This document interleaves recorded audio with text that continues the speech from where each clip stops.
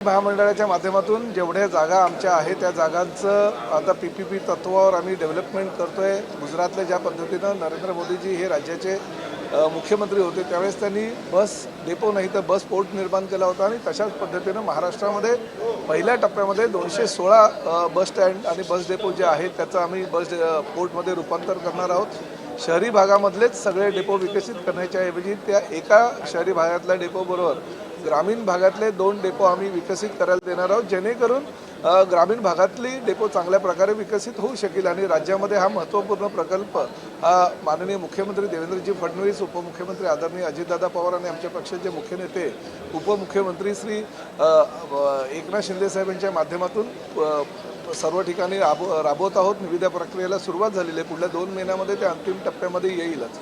पण प्रामुख्यानं राज्यामध्ये परिवहन मंत्री असताना एक महत्त्वपूर्ण निर्णय आम्ही घेतलेला आहे। कालच लक्षवेधी विद्यार्थी वाहतूक करत असलेल्या बसेस किंवा विद्यार्थी वाहतूक करत असलेल्या ज्या काही गाड्या आहेत त्यामध्ये अपघाताची मालिका सातत्यानं होत आहे। गेल्या अनेक वर्षापासून आपल्यालाही कल्पना आहे की राज्यामध्ये रोड ॲक्सिडेंटचं प्रमाण हे मोठ्या प्रमाणात झालेलं आहे। याचं कारण आम्हाला कळलं की 40% जे पादचारी असतात ते अपघातामध्ये बळी पडतात। 2 व्हीलरवाले जे असतात ते सुद्धा अपघातामध्ये बळी पडतात। अशी त्यांची संख्या फार मोठ्या प्रमाणात 60% तर बळी पडणाऱ्यांची संख्या ही रस्त्यावरून ट्रॅफिकच्या माध्यमातून किंवा क्रॉसिंगच्या माध्यमातून जे लोक ट्रॅफिकच्या ज्या सूचना असतात त्याचं अवलोकन न करत असल्यामुळे मृत्युमुखी पडत असल्याच्या गोष्टी आमच्या निदर्शनास आलेल्या आहे। परिवहन खात्याने काल महत्त्वपूर्ण बैठक घेतली। परिवहन खात्याचे आमचे सगळे अधिकारी त्याला उपस्थित होते। आम्ही असा निर्णय घेतला की राज्यामध्ये ज्या ठिकाणी RTOची कार्यालय आहे त्या RTOच्या कार्यालयामध्ये जर मोकळी जागा असेल किमान 1 एकर तर जागेवर ट्रॅफिक गार्डन करायचं किंवा जर ज्या ठिकाणी RTOकडे जागा उपलब्ध नसेल तर त्या ठिकाणी महापालिकेच्या माध्यमातून, नगर परिषदेच्या माध्यमातून किंवा जिल्हाधिकाऱ्यांच्या सहकार्यानं किमान 1 एकरचा भूखंड हा RTOच्या ताब्यामध्ये त्यांनी द्यावा। त्याची निगा व देखभाल ही RTO डिपार्टमेंट करेल।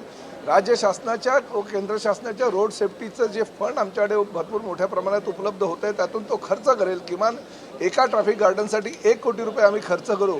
पण राज्यामध्ये 60 ठिकाणी आम्ही ट्रॅफिक गार्डनची निर्मिती करणार आहोत आणि ट्रॅफिक गार्डनमध्ये दर आठवड्यातून 1 दिवस हा RTOचा अधिकारी त्या ठिकाणी जाईल। शालेय विद्यार्थी, महाविद्यालयीन विद्यार्थी आणि सर्वसामान्य लोक म्हणजे विद्यार्थ्यांचे पालकसुद्धा त्या ठिकाणी येतील आणि ट्रॅफिकच्या समस्या किंवा ट्रॅफिकच्या सूचना ज्या आहेत त्याचं ते अवलोकन करतील, त्याचं मार्गदर्शन करतील, विद्यार्थ्यांना त्याचं महत्त्व पटवून देतील, जेणेकरून भविष्यामध्ये ह्या ट्रॅफिकच्या गार्डनच्या माध्यमातून अपघातांची मालिका जी आहे ती कमी होईल। हा गेम चेंजर प्रोजेक्ट पूर्ण देशाच्या दृष्टिकोनातून ठरेल, कारण पहिला महाराष्ट्र हे पहिलं राज्य आहे की ट्रॅफिक गार्डनच्या माध्यमातून विद्यार्थ्यांना बरोबर महाविद्यालयीन विद्यार्थ्यांनी सर्वसामान्य त्या विद्यार्थ्यांच्या पालकांना सुद्धा ट्रॅफिकचं महत्त्व देतील। आजपर्यंत ट्रॅफिकच्या ह्या समस्यांमुळे अनेक लोकांचे जीव गेलेले आहेत आणि त्यामुळे ती संख्या दिवसेंदिवस वाढते आहे। ही संख्या कमी करायची असेल तर जनजागृती हा फार मोठा पर्याय।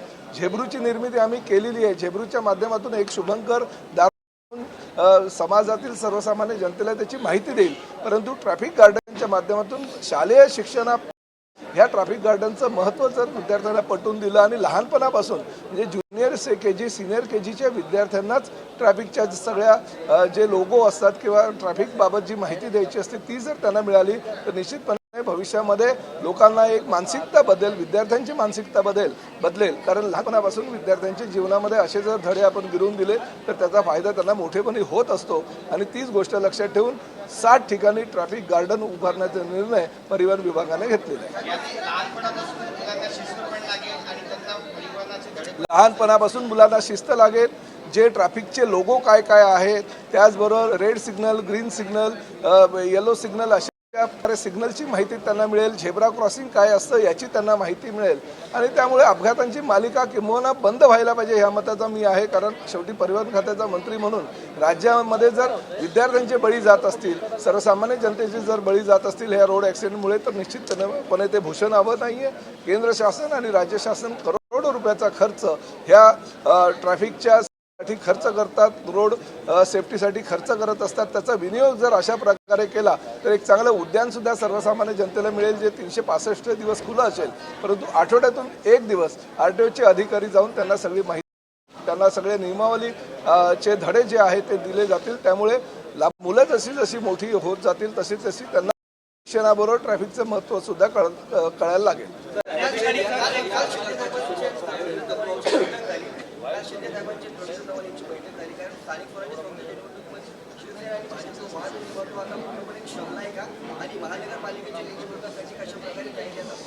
पहिली गोष्ट अशी की शिवसेना आणि भारतीय जनता पार्टीमध्ये कधी वाद नव्हता, परंतु शेवटी काही गोष्टी अशा असतात की एक दुसऱ्याला म्हणजे आमच्या भाषेमध्ये जर सांगायचं असेल तर कारेला आरेनं हे उत्तर द्यायचं असतं आणि त्या कारेला आरेनं उत्तर कार्यकर्त्यांनी दिलं, त्यामुळे ते युतीमध्ये बिघाडी झाली असं समजलं जायचं. परंतु तसं बिलकुल नाही आहे.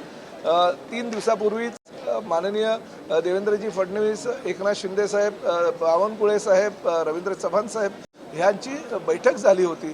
त्यानंतर आदरणीय प्रदेशाध्यक्ष भारतीय जनता पक्षाचे रवींद्र चव्हाण हे दिल्लीला गेले. अमित शहा यांची भेट त्यांनी घेतली काल सकाळी आणि त्यानंतर काल संध्याकाळी प्रीतिभोजन झालं आणि प्रीतिभोजनामध्ये राज्यामध्ये ज्या 29 महापालिका आहेत, 12 जिल्हा परिषदेच्या निवडणुकीची आचारसंहिता कधी लागण्याची शक्यता आहे त्यापूर्वी ज्या ज्या ठिकाणी मुंबई असू द्या, ठाणे असू द्या किंवा वसई विरार असू द्या, ज्या ज्या ठिकाणी युतीची बोलणी करायची आहे ती बोलणी त्यांनी केली आणि रवी चव्हाण साहेबांनी जाहीरच केलं की ठाणे आणि मुंबईमध्ये निश्चितपणे युती ही 100% केली जाईल. नवी मुंबई संदर्भात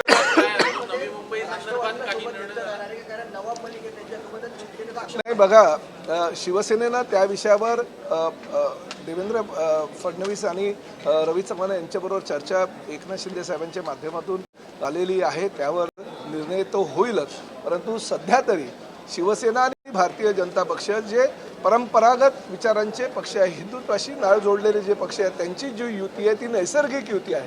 नैसर्गिक युतीच्या माध्यमातून येणाऱ्या जिल्हा परिषद आणि महापालिकेच्या निवडणुकीला सामोरं जायचं हे ठरलेलं आहे. रस्त्यावर अनेक ठिकाणी साईनबोर्ड असतात, पण यासाठी त्यात आपण ट्रॅफिक